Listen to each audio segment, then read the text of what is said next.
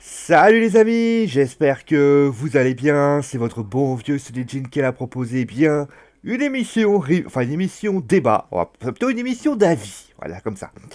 Une émission d'avis parce que, comme vous le savez, depuis quelque temps, on ne cesse de taper sur Neymar. Neymar il est égoïste, Neymar il pense à sa gueule, Neymar ci, Neymar ça. Et j'entends souvent de la bouche certains donc sur les réseaux sociaux qui disent limite que Neymar doit se casser. Alors là, la réputation de Neymar, faut quand même le dire, est passée d'un joueur exceptionnel, monumental, un joueur fabuleux, au limite au renégat rebelle, au mec qui pense à sa tronche et qui se fout éperdument et qui crache dans les clubs qu'ils sont. Pour vous dire qu'en un an, Neymar, il a fait du chemin. Bon, après, j'ai mis cette photo-là parce que j'ai eu envie de mettre cette photo pour tout simplement mettre un peu l'ambiance et tout, pour essayer, voilà, de... Parce que c'est vrai que finalement, quand tu regardes ce personnage et que tu le vois comme ça, tu te dis, oui, c'est certainement ça. Mais moi, j'ai envie, eh bien, un petit peu de le défendre, le Neymar. Parce que j'ai envie de vous dire, si on en est là aujourd'hui, alors peut-être qu'il devrait pas le faire, hein, bien évidemment, mais je me dis qui déjà d'une, eh ben, peut-être que le problème est ailleurs, et de deux, peut-être que, en réalité, les stars, entre guillemets, sont plus gros que les clubs, et je vais même vous donner des exemples, de clubs, même au niveau du sport, hein, bien évidemment, les choses sont beaucoup plus difficiles à comprendre qu'il y paraît. Parce que, je vais vous dire la vérité, quand tu regardes Neymar, quand tu regardes ce qu'il fait, ben, je trouve ça ne déroge pas à la règle des autres. Les autres le font pareil. Et ça choque, parce que c'est Neymar, parce que je pense que le PSG, son institution, qui est pour moi extrêmement fragile, fait que Neymar est considéré comme un espèce de paria, un espèce de rebelle, un type, voilà, qui, dans le football, finalement n'est pas un bon père de famille, le gars bon père de famille, mais plutôt un jeune homme qui se pense simplement à ses intérêts personnels, qui est manipulé par son papa et qui se fout éperdument de savoir que pour lui le PSG ça l'intéresse pas, il est juste venu pour un intérêt financier et c'est tout. Alors pour le dernier point, bien évidemment que on va arrêter les frais aussi. Si on te propose un méga salaire et qu'en plus de ça, on t'a payé la clause libératoire, au bout d'un moment, ça te fait réfléchir. Parce que je pense que Neymar, tout aussi fort qu'il est, si tu lui proposes un challenge qui peut lui convenir, notamment avec un projet qui tourne autour de lui, en plus de ça, tu me saupoudres ça avec un salaire faramineux, il est évident que tu réfléchis. Je ne dis pas que tu acceptes, mais tu réfléchis. Et justement, on va en parler de ça, on va parler déjà, et justement parce que la vérité aujourd'hui, c'est que les gens parlent de Neymar. Les gens disent Neymar ci, Neymar ça, mais en réalité, les coupables, s'il devait y en avoir, ce n'est pas, c'est pas le, enfin, c'est le clan de Neymar. Pour moi, n'est pas résolument coupable. Lui non plus n'est pas coupable. Il est peut-être tout simplement, il profite peut-être d'un système qui est bien connu, il profite finalement des errements du club, mais il n'est pas coupable en lui-même, puisqu'il profite. C'est un peu comme, vous savez que, euh, je prends un exemple concret. Vous avez, par exemple, vous savez que vous pouvez acheter des gâteaux à 2 euros. Mais il faut que vous achetiez le deuxième à chaque fois pour avoir cette possibilité. Bah, ce que vous allez faire, c'est que vous allez en prendre deux, et puis vous allez en prendre deux, puis vous allez en prendre deux, puis vous allez en prendre deux, puis vous allez en prendre deux, puis vous allez en prendre deux. Peut-être que les gâteaux étaient à 10 euros, mais vous allez en prendre deux. Comme ça, et bah, en prenant deux, vous ne payerez que 2 euros à chaque fois. Enfin, vous voyez enfin, c'est un peu bizarre, c'est tiré par les cheveux, mais c'est, par exemple, on, vous savez que le système dit que en faisant, je prends voilà un autre exemple. Tu sais que pour passer entre les gouttes, tu sais qu'il faut que alors par exemple, voilà, vous êtes sur une autoroute. Vous savez que si vous avez une autoroute, vous savez que si vous vous décalez beaucoup à gauche, le radar vous verra pas. Bah, tout le monde va se décaler à gauche parce que le système tu vas profiter de la défaillance du système en lui-même qui est défaillant. Et justement, en parlant de système, bien évidemment, pour que le système, il faut qu'il soit corrigé. Et c'est ça le problème aujourd'hui du PSG, c'est que le système n'est pas corrigé. Le système aujourd'hui, eh ben, il est resté le même depuis le départ de Leonardo, et aujourd'hui, ce système, il est défaillant. Parce que alors, les gens disent oui, Neymar, il n'est pas euro au PSG, Neymar n'aime pas le PSG, Neymar se fout de la gueule du PSG. Mais c'est pas le premier à l'avoir fait. C'est pas le premier à s'être foutu de la gueule du Paris Saint-Germain et de l'institution parisienne.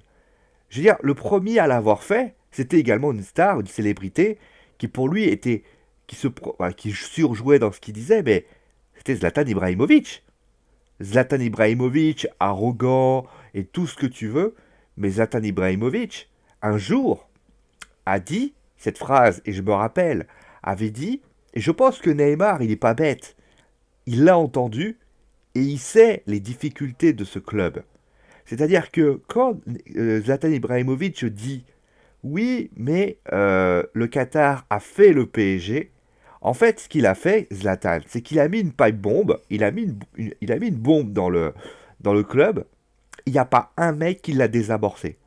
Il n'y a pas un mec qui a tiré la mèche et a dit non, non, le club, il était là avant toi, il sera là quand tu seras là, bien sûr quand tu es là, et il sera là après toi. Et personne ne l'a dit. D'ailleurs, Zlatan, quand il a quitté le Paris Saint-Germain, il s'est pas privé de se foutre de sa gueule, hein. C'est-à-dire que quand il a dit, moi maintenant je vais dans un grand club, après le Milan, il n'a pas parlé du tout du Paris Saint-Germain, ce qui veut dire clairement que lui se foutait éperdument du PSG. Il était là juste pour faire des saisons et il voyait vraiment que c'est la tête d'affiche. D'ailleurs, Neymar et Zlatan n'auraient jamais pu cohabiter ensemble. C'est deux mecs aux gros égaux. Et si jamais Neymar, tout simplement, avait refusé de donner le ballon, t'inquiète pas, Zlatan lui aurait dit. D'ailleurs, on peut citer le Barça avec Messi et Zlatan Ibrahimovic. Mais là n'est pas la question. Je vais revenir sur... Justement, on va en parler de ça. Je vais revenir sur ça parce que c'est très important. L'histoire d'un club n'est pas fait juste de réussite. L'histoire d'un club, c'est pas juste une partie de l'histoire. Et ça, Zlatan l'a fait, il a fait une erreur. Enfin, et le club, en ne faisant rien, a fait une erreur. C'est-à-dire que quand Zlatan dit ceci, en critiquant le Paris Saint-Germain, en disant que moi... Alors, les gens ont trouvé ça rigolo, mais les anciens du club n'ont pas aimé. Parce que je rappellerai juste que Zlatan Ibrahimovic, ce qu'il a juste oublié, c'est que pour que le club soit en Ligue 1, eh ben, il a fallu que le club soit fondé, et que donc, qu'il a fondation, qui a été fait par Daniel Echter, il a fallu le faire monter en Ligue 1, il a fallu, avec notamment Juste Fontaine, Justine Fontaine, Juste Fontaine, ensuite ils ont remporté les premiers trophées, avec notamment une Coupe de France.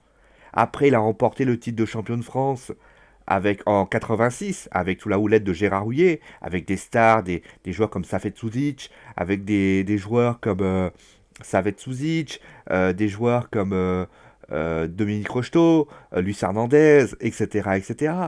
Et puis, bah, dans les années 90, avec l'arrivée de Canal, ils ont pu également avoir cette fameuse demi-finale de Ligue des Champions qui les a fait devenir ce qu'ils étaient, avec dans la renommée qu'ils étaient.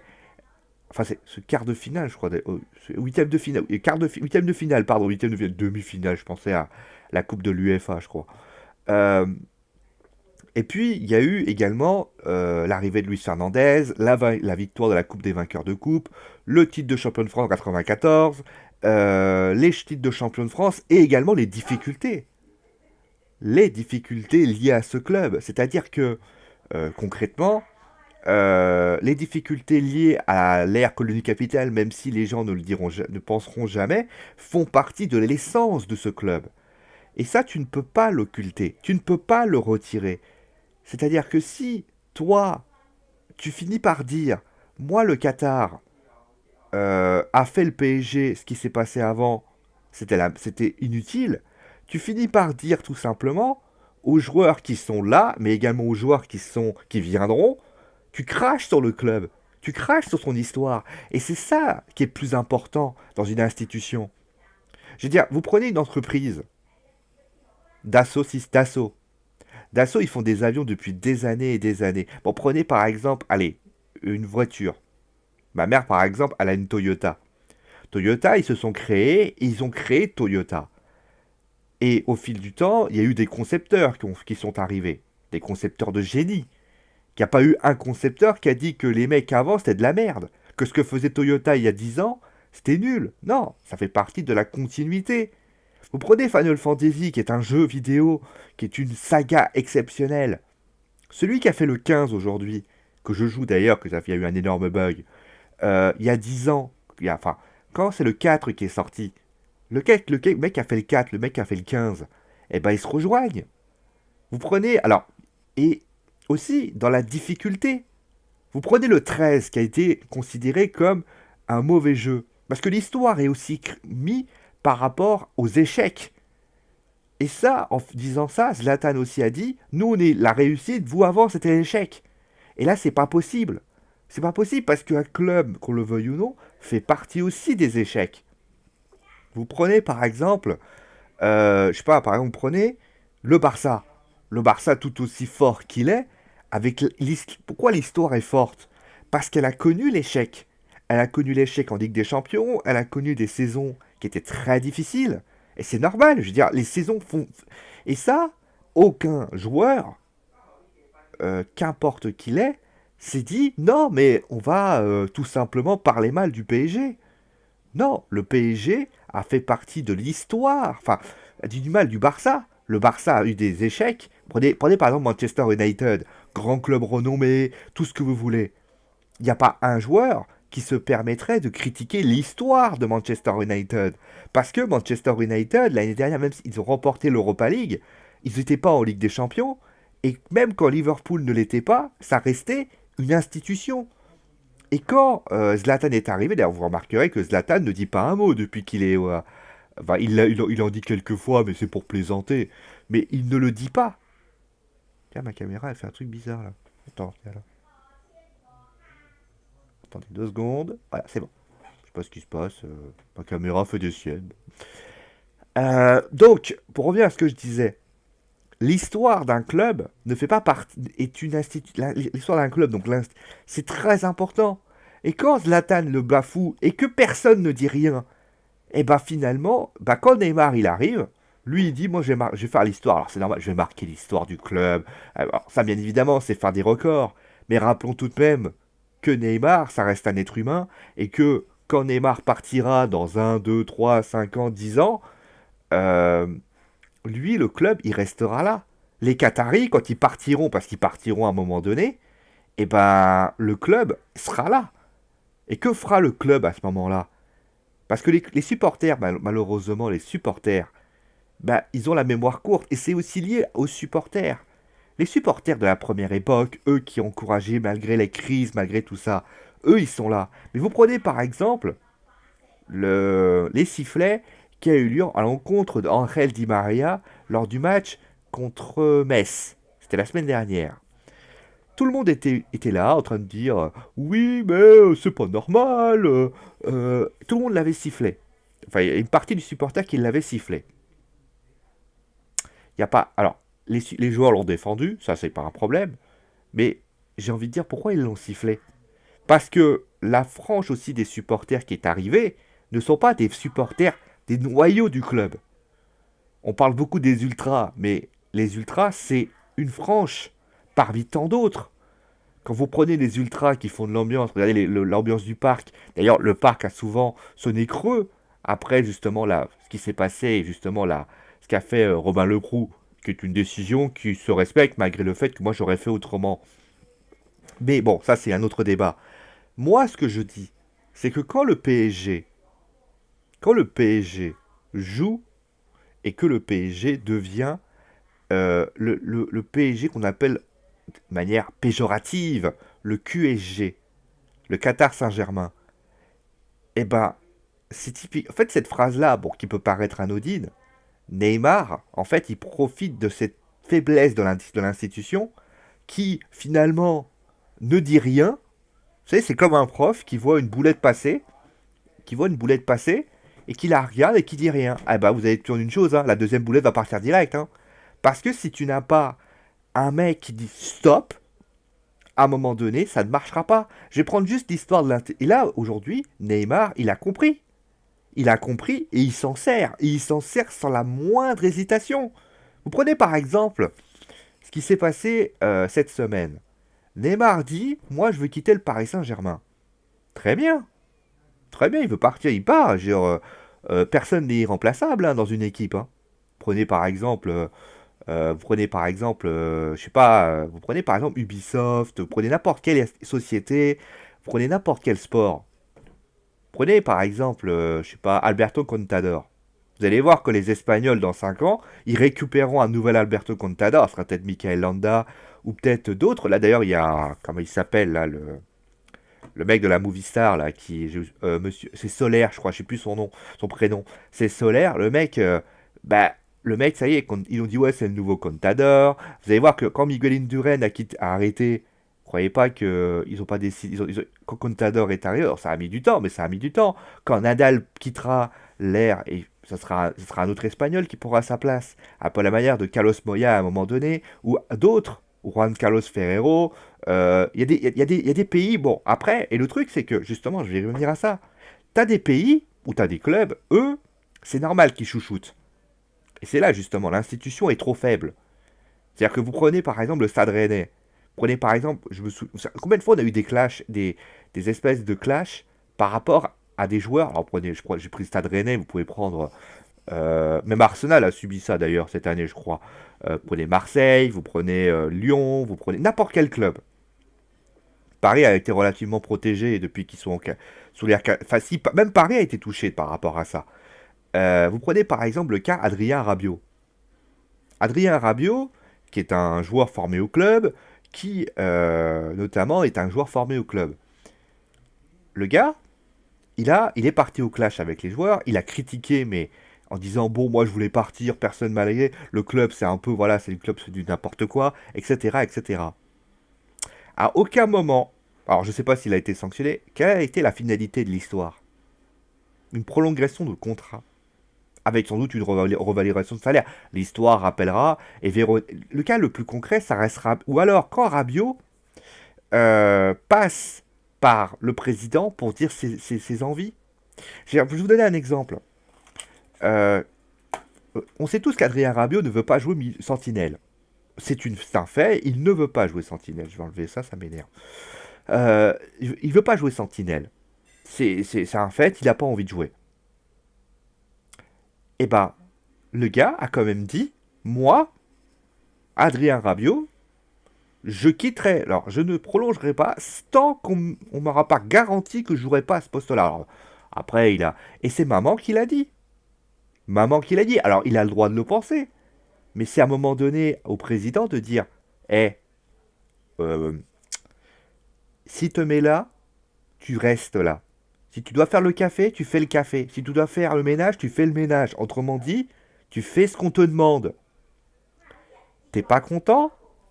Tu dégages. On trouvera quelqu'un d'autre qui sera bien meilleur que toi. Et, et justement, ils auraient pu appuyer notamment sur un gars qui est vraiment professionnel. C'est Lo Celso. Ils auraient pu dire, voilà, bon, en plus, on a un gamin qui s'appelle Lo Celso, le mec il est sentinelle, c'est pas son poste, il galère parce que forcément c'est pas son poste. Et bah finalement, toi tu nous fais chier. Et bah quand tu dis ça, bah tu remets l'institution au-dessus et tu dis bon voilà, pom, on est au-dessus, toi t'es en dessous, point. Mais quand il voit ça, Neymar, lui il se dit bah moi, si j'ai envie, je peux même demander. Et en plus de ça, vous voyez, l'institution du PSG qui est partie au Brésil, vous ne faites pas croire qu'ils sont partis juste au Brésil pour voir l'association. Non, faites pas croire ce que ne peut pas croire l'idiot. Hein. À un moment donné, il est venu parce que, ouais, j'ai peur, etc. T'as peur de quoi? Oui, alors oui, Neymar veut partir, c'est chiant. Il va partir, c'est chiant. L'émir fait chier le monde. À un moment donné, c'est aussi à Nasser Al-Khelaifi, un peu à la manière de ce que fait Unai Emery, mais de dire à l'émir, écoute, tu veux gagner la Ligue des Champions, Et tu veux pas y voir perdre. À un moment donné, il faut savoir ce que tu veux. Et c'est son pote, à ce qui paraît en plus. D'un côté, tu veux que l'émir, tu veux vraiment que Nasser, tu veux vraiment. Alors, il va dire oui, mais je te remplace. Et je te mets mon cousin, mon frère et tout ce que tu veux, d'accord? Mais dans un an, quand l'émir quitte le Parc des Princes après le match contre le Real Madrid et que le mec fait la gueule, tu crois qu'il fait la gueule pourquoi? Parce que Neymar est pas sur le terrain? Non, il fait la gueule parce que le PSG gagne pas. Parce qu'il sait que le PSG va perdre. Parce qu'il sait que le club va pas bien. Et le truc, c'est que lui, après, il faut juste lui dire non. Et c'est ça le problème, c'est qu'il n'y a pas un mec qui lui, POUM! Et ça, c'est depuis le départ de Leonardo. Quand Leonardo était là, l'institution était très forte. Tout était fait en sorte que l'institution soit au-dessus du lot. Et bizarrement, Leonardo, quand il faisait venir, ils avaient envie de venir au-dessus. Ça aussi. Venir aussi au PSG. Là, tu les fais venir à coups de millions. Bah, j'ai envie de te dire, une équipe qui est bâtie à coups de millions, faut quand même rappeler l'histoire du club quand même. Donc, vous voyez ce que je veux dire? Tout est relié à ça. Et Neymar, au bout d'un moment, bah lui, il profite du système, mais c'est normal. L'institution est faible. Tu crois vraiment que lui va se dire, ouais, mais non, mais euh, je vais faire petit, je vais faire l'enfant modèle. Mais non, arrêtez vos conneries, les gars. Bien évidemment que lui va profiter du système parce que c'est quelque chose qui est logique. Tu manges devant, t'es devant mes pieds. Pourquoi je devrais te relever? Je fais ce que je veux. Bah moi je fais ce que je veux. Qui sait que ça profite à moi? Non. Bah ça profite à qui? À toi? Non. Ça me profite à moi. Ah, attendez, je reviens. Qu'est-ce que tu fais, toi? Hein? Hein, tu veux parler de Neymar aussi? Attendez, je reviens, vous allez voir. Ah bah tu pars? Viens, viens, viens, viens. Attendez, je reviens. Viens voir, viens voir, viens voir, viens voir. Allez, viens, viens. Alors, toi aussi tu veux parler de Neymar? Toi aussi tu veux parler de Neymar? Hein? Tu veux parler de Neymar? Hein? Ouais, parce que c'est lui qui est venu me dire bonjour. Hein? Tu veux dire bonjour? Hein? Allez, dis bonjour à Geek Fort. Allez. Bonjour, bonjour. Vous allez bien? Coucou. Bon, allez, c'est bon, je te laisse tranquille. Ah merde, t'as le fil qui est coincé là. Ah, voilà, c'est bon. Allez, descends. Ouais, bien. Bon, désolé, il y a eu un souci. Bon, ah, vous la faire des conneries. Bon, vous allez entendre un bruit énorme. Bon, bah, c'est des moments comme ça. Hein. Bon, on revient à notre sujet. Hein. Bon. Bon, ça marche au moins. Ah, oui, mon casque fonctionne, donc tout va bien. Ah, décidément. Ah, il se passe des choses avec Quick Sport. Bon, où j'en étais? Ah oui, donc l'institution, bon, je remets à ma place parce que bon, j'ai été un peu dérangé. Donc l'institution doit être forte. Si l'institution n'est pas forte, ça marchera jamais. Après, tu peux ramener qui tu veux, hein. Tu peux me ramener Zidane. Hein. Zidane, de toute façon, voilà, la vérité, elle est là. Mais même ça, j'ai envie de vous dire, vous pouvez dire tout ce que vous voulez. À un moment donné, l'institution doit être forte parce que, comment dire, même ça, c'est compliqué. Je vais vous dire, quand vous regardez le monde du sport, vous croyez pas que Neymar, à un moment donné, il fait exactement comme les autres? C'est-à-dire que, prenez Neymar aujourd'hui. Neymar aujourd'hui, il veut un entraîneur qui s'appelle Tite. Ou Tite, je sais pas. Ou Tite, je crois. Hein. Ce Tite, ça fait bizarre. Le mec a quand même gagné des rêves à palmarès, hein, parce que quand je suis allé voir sur sa page, je peux vous dire que le mec, il a pas un petit palmarès. Hein.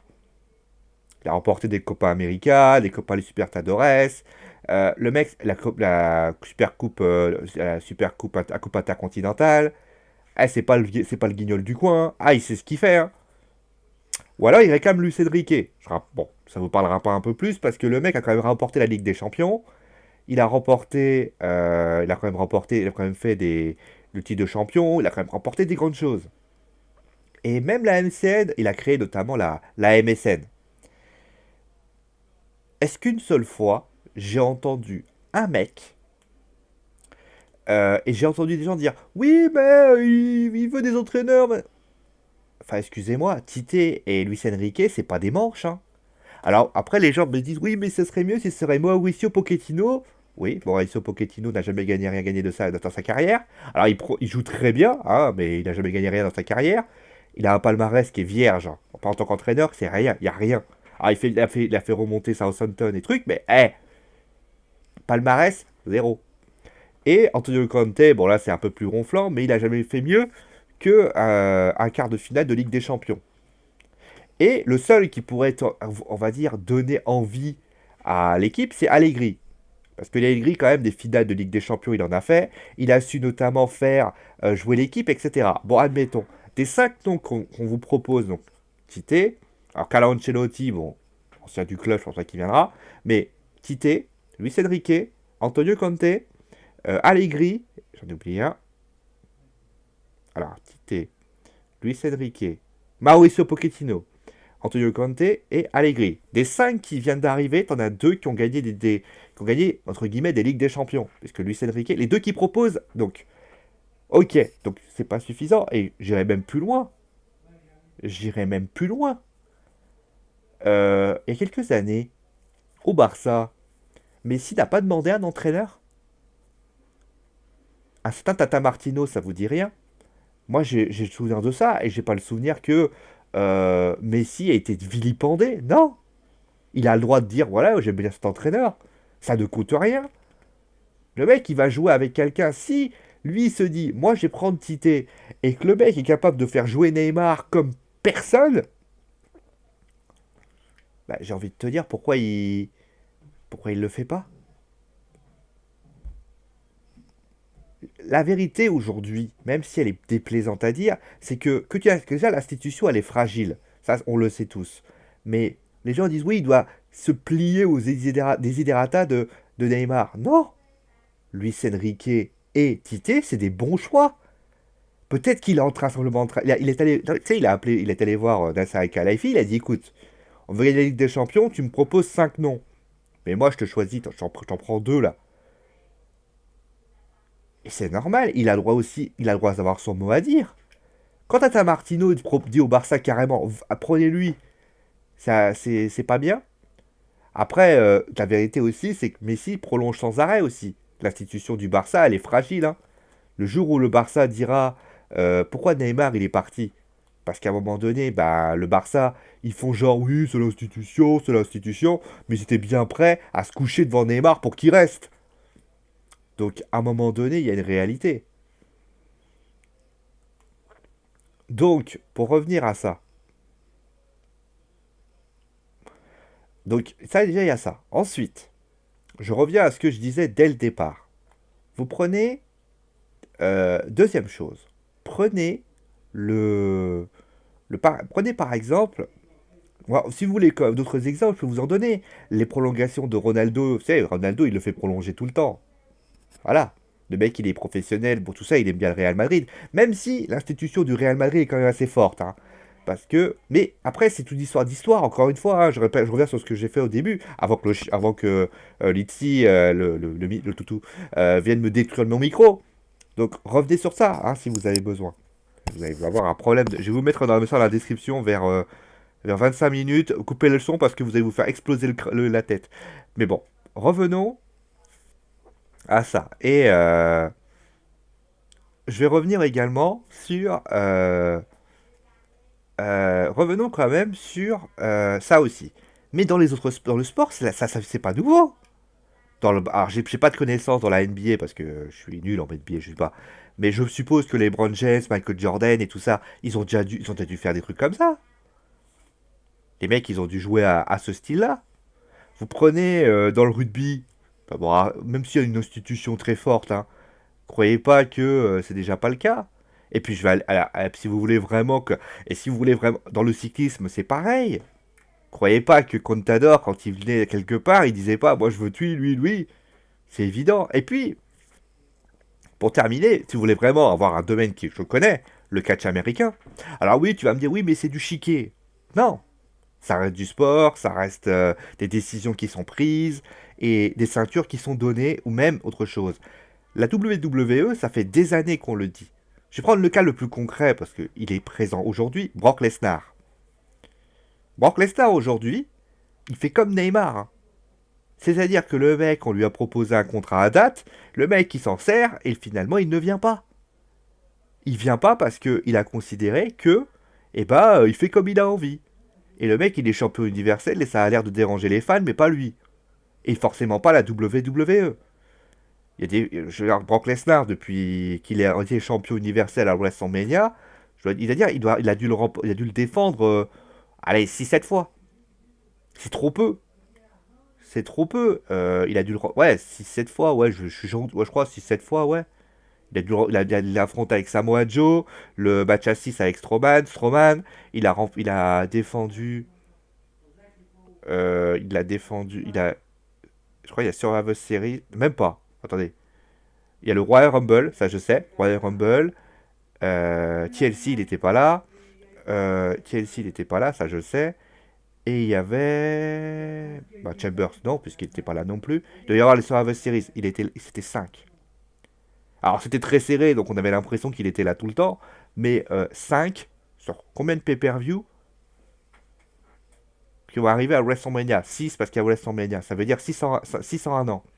Ça veut dire qu'il était là tous les 2 mois. C'est pas normal. C'est pas normal, ça veut dire en clair que nous, parce que comme les pay-per-view étaient très resserrés, parce qu'il y avait SmackDown Raw, nous on avait l'impression qu'il était là tout le temps, mais en fait non. En réalité, Brock Lesnar, il n'a jamais été présent, et ça ne gênait. Et ça, on va me dire que, et ça, le mec il choisissait ses adversaires en disant bon bah lui je l'aime pas, lui je l'aime, etc., etc. Et parfois, bah l'institution était, et là la WWE se pliait à lui. Et voilà. Et Neymar, quand il dit ouais, bah moi, j'ai pas. Après, certainement qu'il a dû le dire. Il a certainement dû chipoter un peu et dire moi, je veux jouer tous les matchs. Moi, je veux que mon pote Dani Alves joue tous les matchs. On va revenir à ça d'ailleurs. Joue tous les matchs. C'est au club à un moment donné de dire non, il jouera pas tous les matchs. Il jouera peut-être un match tous les deux, à chaque fois. Parce que Dani Alves, on l'a vu, il était sur les rotules. Et justement, on va y revenir.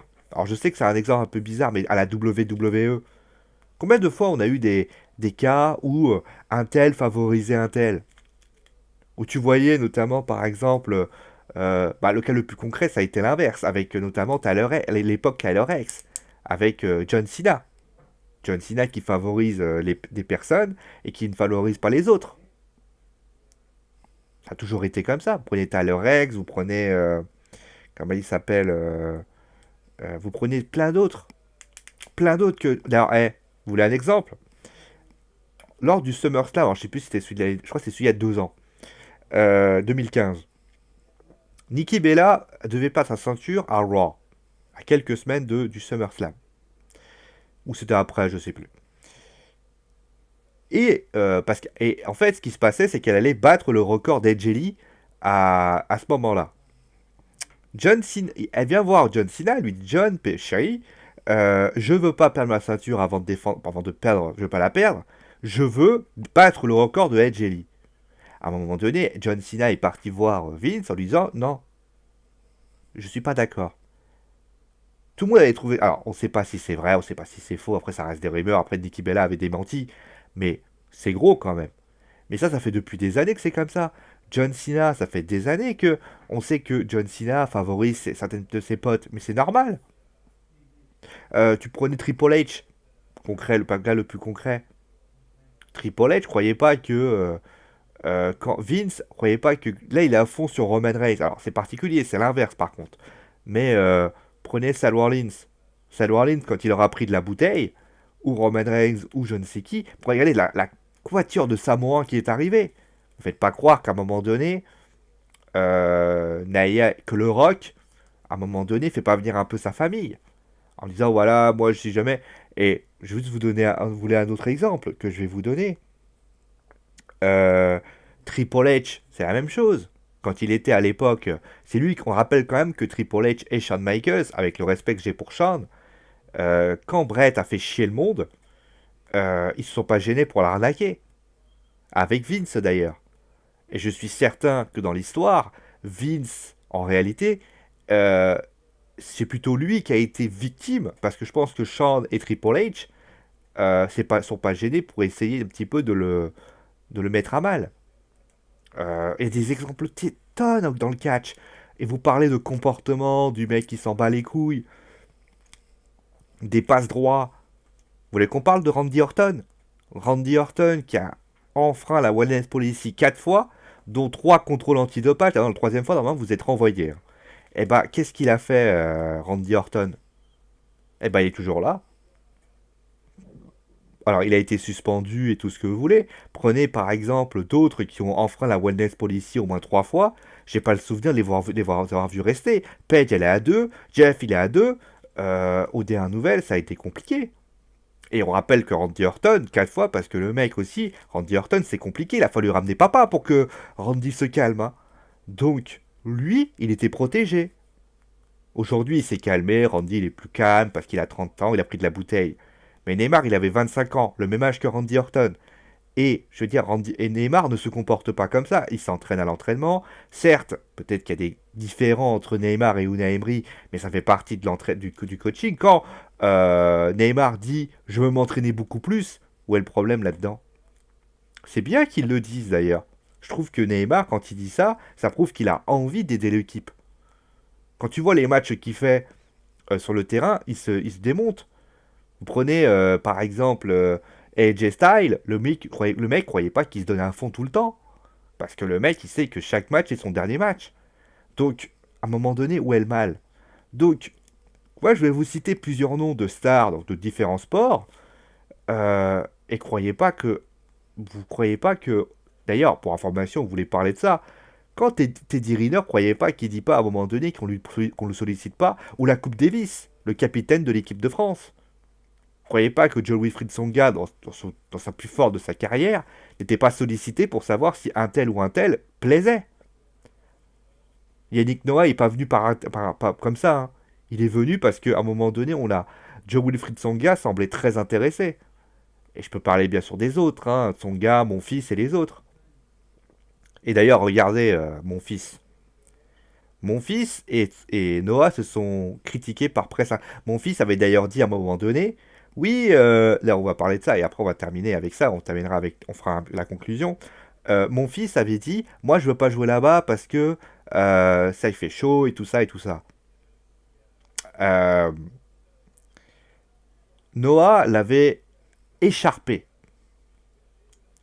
Au final ils sont restés ensemble, ils ont travaillé ensemble. La réalité elle est là. Hein.